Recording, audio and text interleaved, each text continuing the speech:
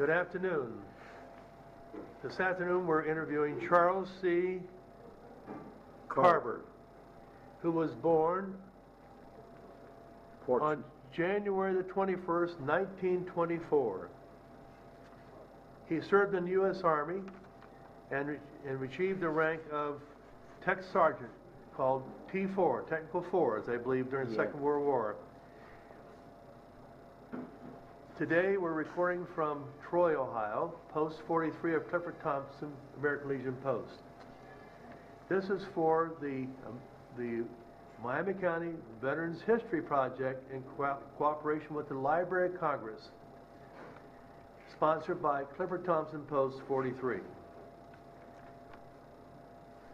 Charlie, I want you to start right from the beginning now and talk about your family and if members were in the military, and start with yourself, schooling, going into service, being drafted, and everything about the military experience for us. Would you please just start? Okay. Speak up for us. All right. When I started out as a child, it was war, had depression that time, and my dad, he worked a different job, but he never did have a high-paying job. So we had, for my brothers and I, we done most of the work at home. And I had 4 brothers and a sister. And my sister died back,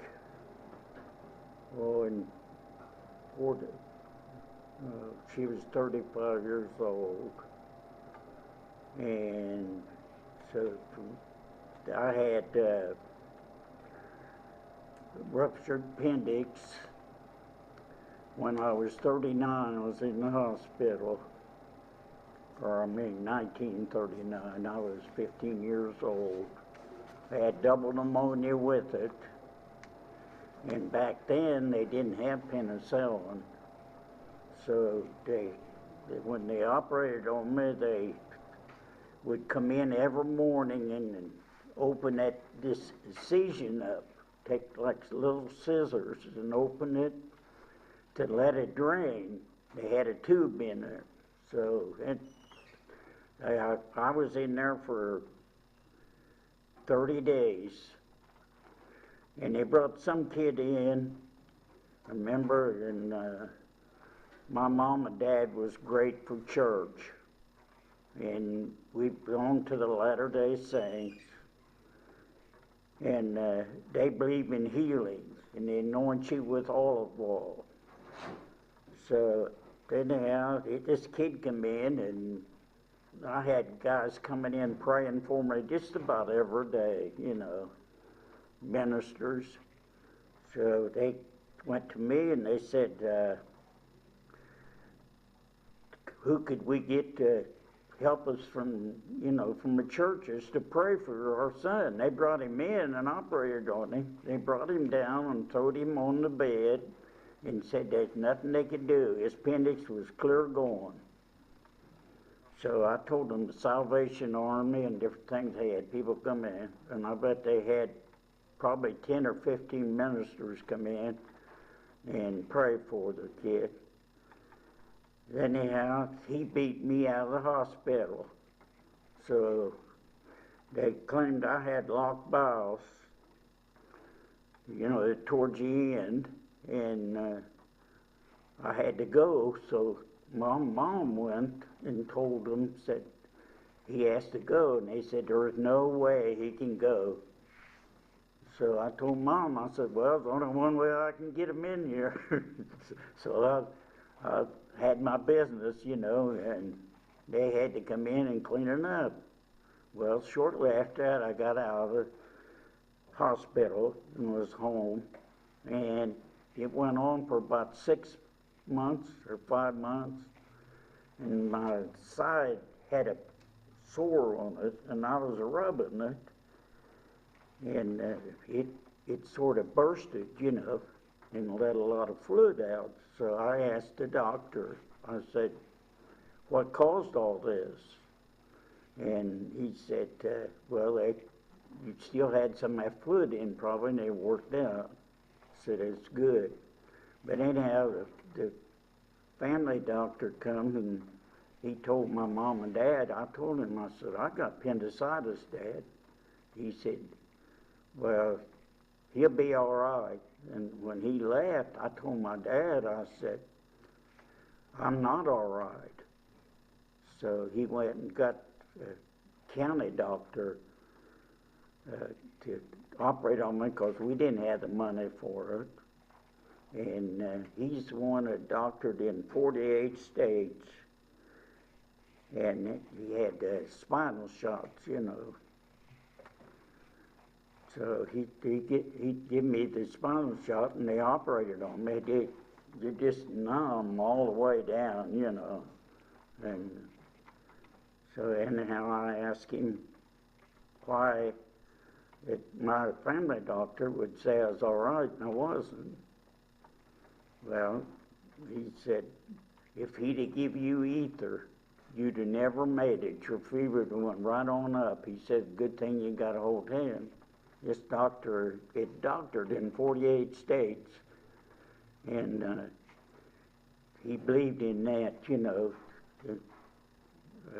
making you numb and operating on you. So from there on, my brothers, I had brother Glenn, a brother Junior, and a brother Oliver, and a sister Joanne. But we all worked together. We was on like a 3-acre farm, and we raised our own hogs and butchered them, and my dad and I, we butchered them. I was oldest, so I helped.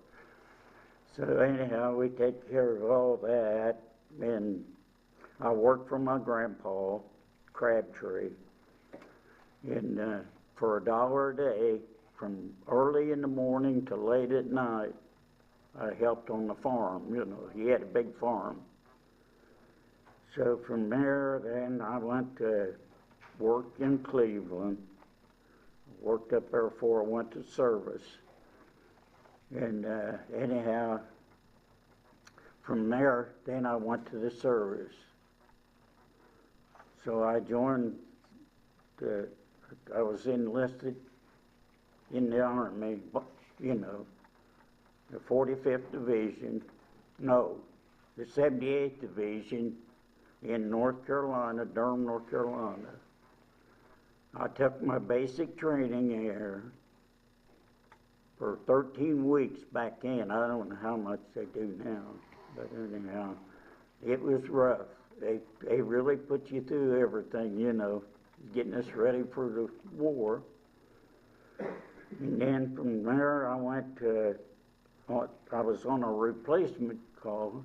They sent out all the non-coms things, you know, and kept the cadre there at North Carolina. Well, when I went overseas into Italy, and I spent probably 3 months there, and they run you on a hike and march you, and so anyhow, that's where my ear bursted, and I couldn't hear nothing after that. I was the left ear, it was completely gone.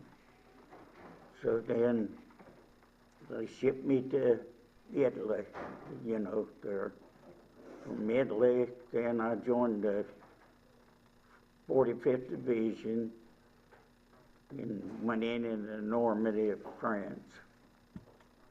So I spent all my time with the 45th Division from then on to I got discharged on November 25th, on Thanksgiving Day. I didn't think they'd do that in 1945. So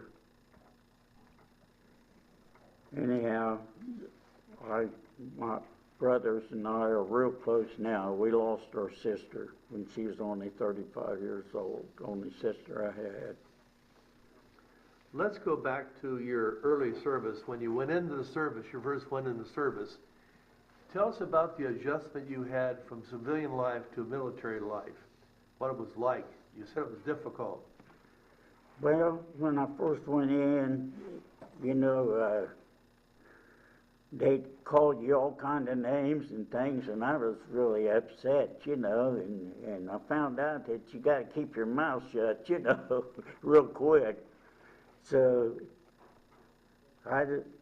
it's a big change from civilian life to Army. You learn quick, but I think it's a good thing for everybody if they didn't have to fight in a war, you know, if they had military training. Because it makes a man out of you, really. So.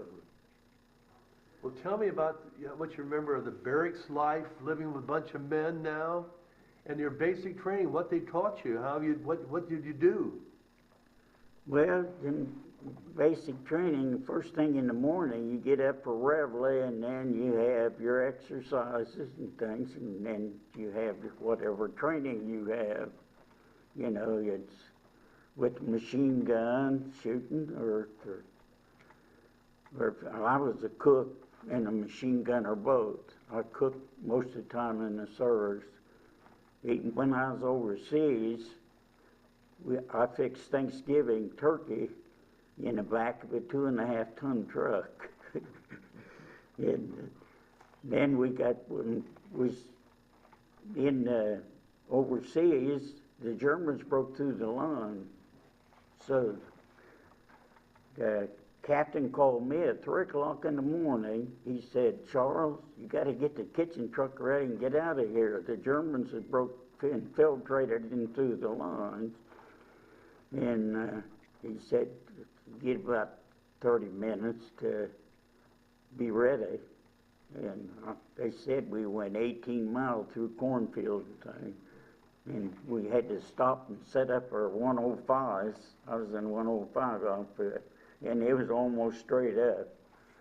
And in 45 minutes, we stopped the counterattack, and they give us citations right up, you know, which was nice. But when I went into the service, I hated it at first. It was so rough, and the big change from being a civilian that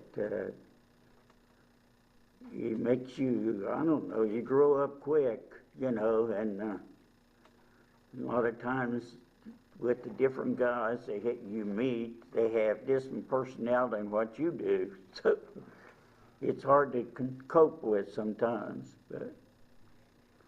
Well, you were in North Carolina all this time. Did you go anywhere else in the United States for training at all? Well, we went to Italy. No, in the United States. Did you do any other military posts in the United States at all? No, just them two. And you were then assigned to the artillery, you said? Yeah. So what part of the artillery? I mean, I was a machine gunner then. Okay. And a cook. That's what my ratings was. So your MOS was a cook, but you were attached to an artillery unit then? Pardon? You were attached to an artillery, 105 artillery unit. Howitzers, yeah. Mm-hmm. Well then, how'd you get the MOS cook? How'd they make you a cook? Why'd that happen? How'd I get in one? How did you become a cook? Why did they pick you to be a cook? Oh, when I was younger, my mom was sick a lot. She was and she'd sit on the side of the bed and tell me how to fix things. So I done a lot of the cooking for several years before I went in the service. And they asked me what I'd like to do. And the sergeant told me, he said, "You're going to be on KP and things so long you'll think you're in the kitchen." I ended up in there, so he had to laugh about it afterwards. But I had a first sergeant, he was a big guy. And when he had that helmet liner, it just stuck up on top of his head. He had a big head, he's a big man. And we were in Tennessee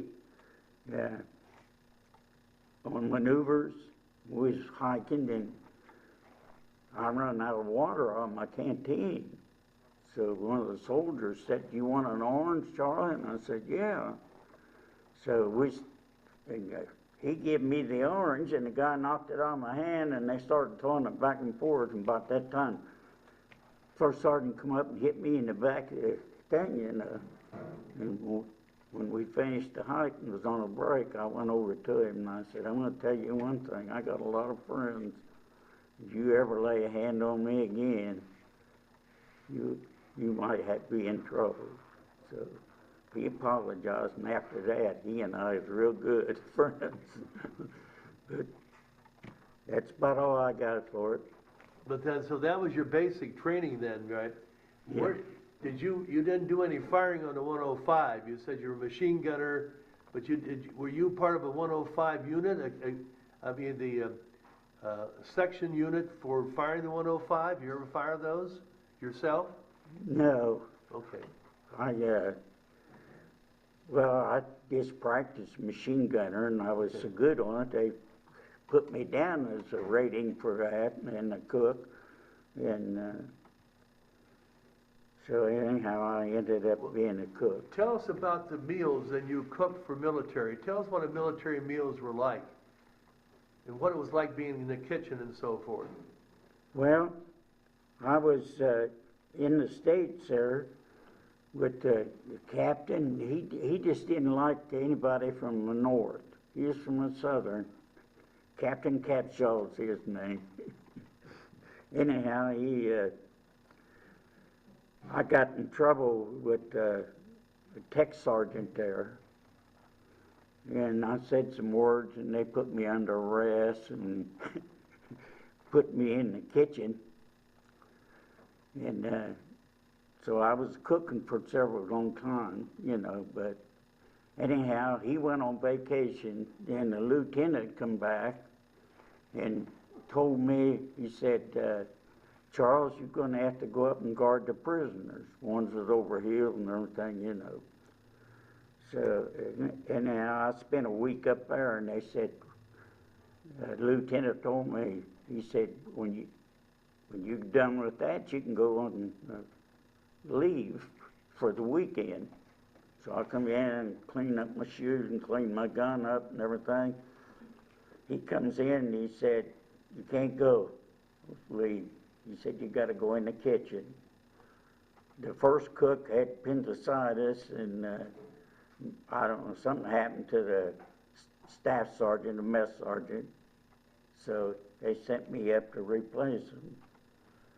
So anyhow, the captain was gone for a week, and when I got through with the training there for the prisoners, I went in back to the kitchen. The lieutenant ordered me in the kitchen. I said, "No, the captain didn't want me in there." He said, "Well, it's an order." He said, "That's reading you can't go to town on the weekend." So I said, "Well, there wasn't nothing I could do. It was an order, you know." So I went up and was working in the kitchen on a Sunday morning, and the captain come in, and he just come in the back door, and as he come in, he just stopped. He see me in the kitchen. He said, "What the hell you doing in here?" And I said, "Well, sir, I was ordered in here." He said, "Well, you'll be out of here tomorrow." So I went on down, and the lieutenant come to me and he said, "You go back in the kitchen." And I said, "No, the captain told me he didn't want me in there." He said, "Well, I talked to him and it's all settled." So I went in and I stayed in the kitchen from then on. Tell us about the type of meals you prepared for the military. People might be interested in what you eat and what you had and how you prepared it. Oh, well, for fixing roast and things, I always put plenty of flour on it, and fixing potatoes and stuff brought in it, you know. And for turkey, I seem to have to do that all on the holidays. The other cooks got out of it some way or another. So, but I enjoyed doing it, you know.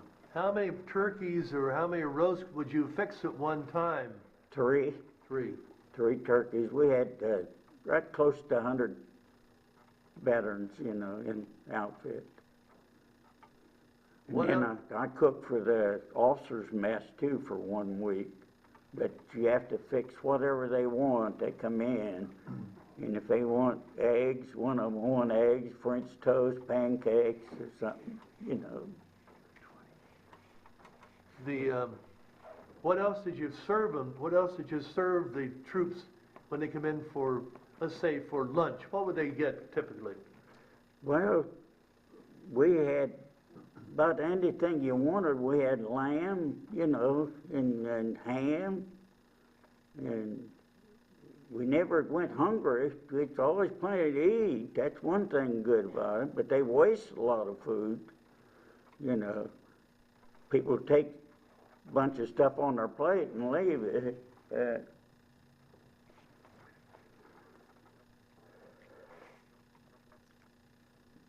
They would just take it and not eat it then.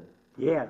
Well, was it because it wasn't good now, or was it because they took too much? Well, most of them, when they always told me I was the best cook they had, so I felt good about that, you know. And I always try to fix like what I'd like it, you know. And with my mom's help, when I was younger, it helped me in the kitchen. So. Tell me about the people who were in the kitchen helping you, like the troopers who were on KP. What did they have to do? Well, the KPs, they had to do all the cleaning up, you know, the dishes and the pans, and they had to mop the floors and things like that. So I always had plenty of help. But Did they really have to peel that many potatoes by hand? yeah, we had to peel for all the guys, so you had to peel a bunch of them, you know. And I worked with the one cook. He was mixing up pancake batter, and he was smoking. He had ashes about that long. That fell in there, and I said, "You gonna clean that up there?" You know. And he said, "No." He just stirred it up. You know. He said, "It'll be all right." Tell them about the French fries over in Germany. Huh? Tell them about the French fries over in Germany when the 88 blew up the potatoes out of the ground, and you guys made French fries out of them. Yeah. We never had too many French fries. It was always mashed, you know. Let's talk about now. You were in Italy, and you went into Germany, or France. Where did you go when you were overseas in Europe? Where were your combat zones? When I left Italy, I went to Normandy in southern France. Okay, so you landed on Normandy, or were you by land? How did you get to Normandy? By water or by land? By the water. Water. Okay, so you were loaded in ships, and you landed on Normandy then. Tell us about that experience. Yeah. Well, Normandy was rough, I'll tell you. We couldn't get the ship in close enough, so we had to get out and wade to get onto the land. And the Germans was on top of the hill waiting on us. So they got a lot of our kids, but, you know, they were looking right down on us when we come in. It was rough for a while. Well, were a lot of casualties taken at that time? Pardon? Were a lot of casualties taken? A lot of Oh, people yeah. killed? Yeah. They were laying all over the ground when we first went in. Well, when you landed in Normandy now, tell us what happened from there on. What's your progress through the combat zones and how far you went into even to Germany? Yeah, well, when I first got into France, getting ready to go to Germany, I had the yellow jaundice. And I went to the hospital, and I was in there for quite a while. When I got out, we were in a big field ready to go across the Rhine River on a pontoon bridge. Well, the 88s was hitting all around there the next morning we went in, and the Luftwaffe was so low you could almost reach up and touch them. They were trying to pick our positions, you know. So we went across there, and from then on, we just, when I was in Germany at one time, we had a big snow, and we never moved, or the Germans didn't move. We'd fire a few rounds, harass them, you know, and they done the same to us. It was 3 months, we never moved out of our position. So, then it started, and then the Germans, we knocked all their, they'd had vehicle artillery driving, you know, they'd been rough, but they didn't. They had horses, and we knocked most of them out. And from then on, it was real easy. Well, were you near the Battle of the Bulge? When No. it had all the snow, that's the people who were, you know, you weren't. Battle of the Bulge? Yeah. Bulge, yeah. Yeah, it was just, I never did see it Okay. in artillery, the infantry and all goes through that part, you know. Well, how about General Patton's Third Army? Yeah, I missed General Patton, because I was working in Cleveland, and the landlord seen me about walking down the street, and she come out and she said, "Charles, I've been getting letters for you for the Army." So she said, "I've been sending them back." I'd moved from where I was staying for a while, you know, and they were sending them the old address. Anyhow, I called Mom, and she said, yeah, she'd got the thing, you know, papers.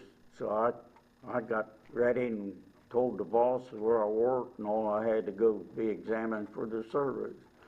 So I go back, but anyhow, when I went in for examination, the guys there said, "Where you been? We've been trying to get hold of you 2 months."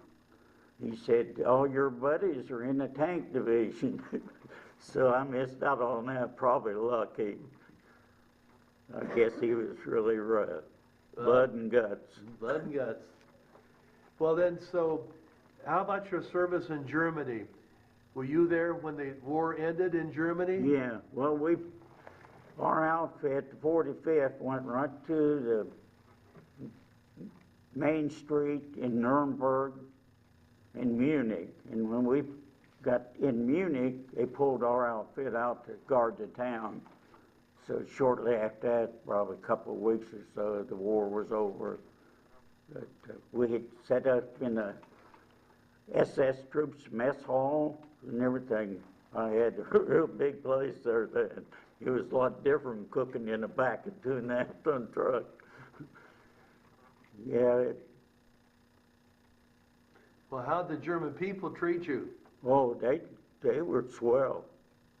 You know, when we was in Munich, there's a bunch of black guys come in to repair the electric in the town, and these gals come running to me and say, "Charles, you know, Hitler told them that they'd rape them and cut their throat," and they were really scared.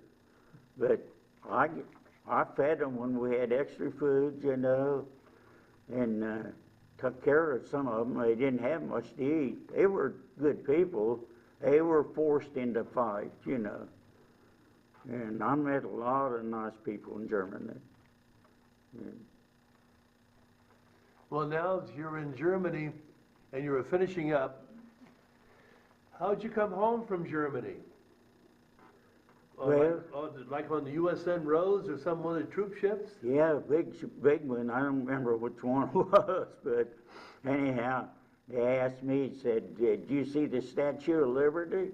And I said, "Well, I did." I said, "I'm not so fond of it. I want to get the hell out of here." So anyhow, we went into the place, and I had to wait for several days. You know, finally, I fell asleep sitting there, and the sergeant called me, and he said, "Carver." And finally, woke up, you know, and then he went there and he said, "Did you want your discharge?" I said, "I'll tell you one thing, you've ever been sitting behind the desk all this time while I've been over there fighting war. Don't give me no shit," you know. So anyhow, he said, okay, he got me all ready, and he said it was on Thanksgiving Day, and I didn't think near they'd get that, you know. Well, then you were discharged there on Thanksgiving Day, you said? Yeah, I got discharged on Thanksgiving. Well, tell us now about your trip home. What happened then? On your trip home, what happened when you got home? Well, it was a big thing. My brothers and mom and grandparents and uncles and aunts and all was there. Had a big party for me, so. And you were happy to be home, right? Right. Did you receive any special medals or anything else while you were in the service? Just for the machine gun rifle. Okay. I used to hunt a lot, so I pretty good shot at with them. Is there anything else, Charles, you'd like to add to your story? No, I guess not. Well, what about the military experience? Was it a good one for you, think, or not? Pardon? Was your military experience good for you? What was your lasting memories of it? Yeah, I think it done good. They promise you everything when you get out, you know, but it hasn't been bad. I was going to the VA down in Dayton, and the medicine there cost me more than what I could get it right here in Troy. So I changed doctors and come up back here. So, yeah, I've had it. They give me a hearing aid, and you know, they treated me all right at the VA, but I could get medicine for $10 at Kroger's where they were charging me $24. So I don't know. I had it mailed home, so that could have been some of their trouble. No, I don't have no regrets about it. Okay, well, Charles, we thank you so much on behalf of the Miami County Veterans Project for coming in and volunteering to be interviewed today. We enjoyed talking with you. Well, I enjoyed talking to you fellas. Thank you. I enjoy your place, your club.